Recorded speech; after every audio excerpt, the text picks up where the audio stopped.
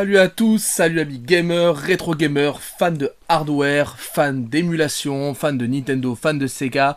Bonjour à toi, bonjour à toi. Eh bonjour à toi aussi, je te vois, t'es caché mais je te vois quand même. Si, là, le mec à droite là, je te vois. J'espère les amis que vous allez très très bien. Moi ça va franchement super bien. Ça va super bien. Pourquoi? Parce qu'aujourd'hui, je suis allé à un nouveau magasin de jeux vidéo, le magasin Game Cash à Nice. Et je suis super content parce que j'ai trouvé un loot, et un loot qui me tient particulièrement à cœur. Vraiment, ça fait des années que je le cherchais, mais vraiment des années-lumière. Je crois que c'est juste après Jésus-Christ. Je crois, ouais, 3 jours après, je crois. Et ce jeu, on va rentrer très vite dans le vif du sujet, c'est Double Dribble. Ou Double Dribble. Yeah, motherfucker. Alors, je suis très content d'avoir ce double dribble, ou double dribble, motherfucker. Pourquoi? Parce que tout simplement, c'est un jeu où j'ai un affect énorme. Énorme avec ce jeu. J'y ai joué, mais pendant des années-lumière, quand j'étais gamin, en famille ou avec mes amis, avec mes voisins. C'est un jeu de basket tout simple, très simu, très simulation. Vraiment, c'était la vraie vie, quoi, tout simplement. Tu regardais George Eddy sur Canal Plus et t'avais ça. Pour toi, c'était pareil. Vraiment, c'était la même chose. Et je le trouvais pas souvent complet. Alors, il est pas en ultra bon état. Il est pas en ultra bon état, ok. Mais quand même, il est complet et je suis très content. Vraiment, je suis très content de le posséder maintenant. C'était vraiment dans ma wishlist. Vraiment. Sur la NES, il me manque plus beaucoup, je crois, dans ma wishlist. Vraiment, je crois que je commence à être assez complet.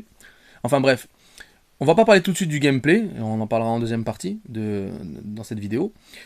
Mais tout d'abord, les fameuses anecdotes. Jingle. Anecdote. Première anecdote sur ce Double Dribble, motherfucker. C'est tout simplement donc avec mes voisins. On y a joué énormément. On a passé je dirais des journées à jouer à ce jeu. Ils étaient fans de basket. Mon cousin était fan de basket, donc tout le monde en fait avait ce jeu. Et il est exceptionnel. Konami avait fait une simu de ouf à l'époque, vraiment. Et on parlera de ça en deuxième partie donc, du coup, de vidéo. Et le deuxième affect est arrivé aujourd'hui. Bah ouais, en achetant ce jeu à Game Cash Nice. Que je remercie d'ailleurs, ils me suivent tout de suite, ils m'ont suivi sur mon YouTube. Alors pourquoi l'histoire elle est incroyable. Au moment où je prends le jeu, je paye, je fais la carte de fidélité Game Cash, je donne mon nom de famille. Et là il me dit vous avez pas un oncle qui est dialysé? Je lui fais ou qui a été dialysé il y a un moment. Je lui dis non, j'ai pas d'oncle qui a été dialysé, mais par contre j'ai mon père il y a des années qui a été dialysé. Il me fait votre père il s'appelait pas René? Parce que mon père est décédé en 2017.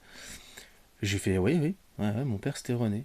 Il me fait, eh ben, c'est incroyable parce qu'on l'a transporté pendant des années et des années. Je tenais la société d'ambulance, que j'ai donc vendue il y a quelques années.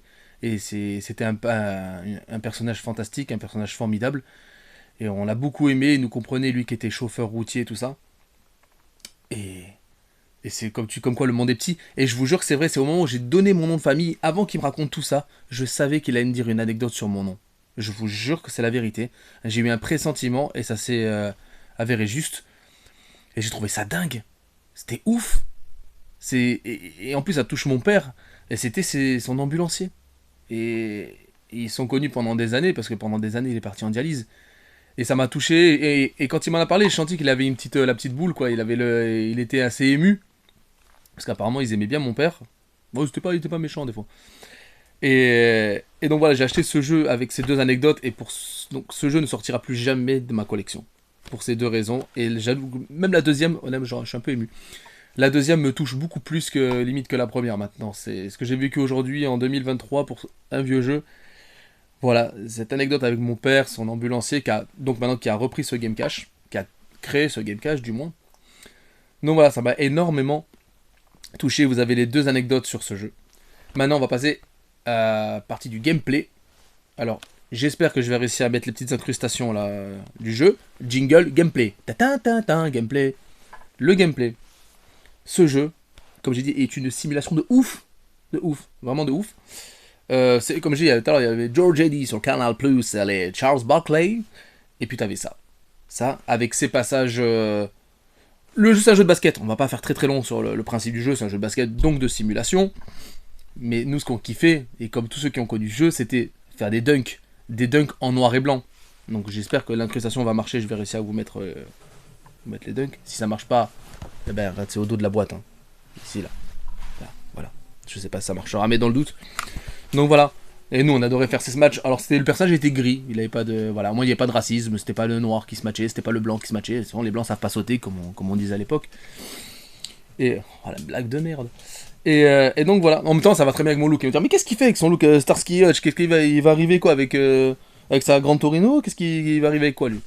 Enfin bref. Oui, oui, je suis un mec, je suis resté dans les années 70-80, de toute façon. Et. Mais on s'en fout de cette anecdote. Et. Enfin bref. Et donc nous on adorait faire des matchs avec ce personnage gris et des fois ça ratait, tu vois. On était content parce que ça ratait pas souvent. Alors quand on ratait les matchs c'était cool. La bande son était incroyable. T'entendais beaucoup bien les spectateurs à fond là. L'intro était oufissime avec la musique américaine. C'était exceptionnel. Puis après bon bah c'est un jeu de basket. Hein. On voit des personnages bon bah très années 80. Hein. Le Black avec sa moustache. Le blanc, bon bah le blanc il fait flipper, hein. Il y a un petit côté hobbit, je crois qu'il y a une tête d'hobbit un peu le blanc.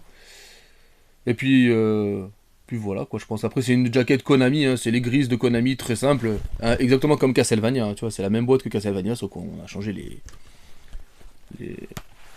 Enfin, tout ça quoi, tu vois ce que je veux dire. Donc voilà, ce que je peux dire c'est le double dribble motherfucker. J'espère que les incrustations marcheront, j'espère que je vais y arriver, ce sera la première pour moi. Si vous avez kiffé, abonnez-vous, partagez, enfin tout le truc de YouTube quoi, tu likes, tu mets un petit commentaire, ça me fera plaisir, tout ça, parce que moi je débute, hein, comme tu sais. Et puis voilà, hein, rien de spécial, et puis écoute, vive le Funky Town, vive le basket, vive le baseball, et salut à tous. Ciao.